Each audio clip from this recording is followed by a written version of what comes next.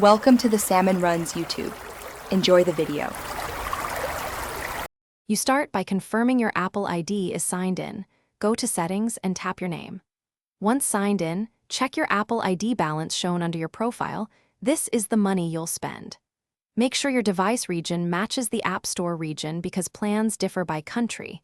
If they don't match, you may need to update region settings or use a card. Now that prerequisites are met, proceed to buy the storage using that balance. You tap Settings, then your name, then Icloud, and select Manage Storage or Change Storage Plan. That opens plan options. Choose the exact plan you want, monthly or yearly, and watch the price which will be billed to your Apple ID balance first. If the balance covers the charge, Apple will use it automatically. If not, it will pull the remainder from your default payment method.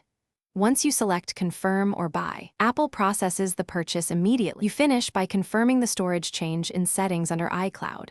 Check the new capacity and the next billing date so you know when funds need to be available.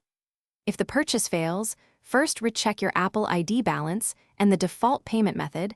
Sometimes region mismatches or low balance block the charge.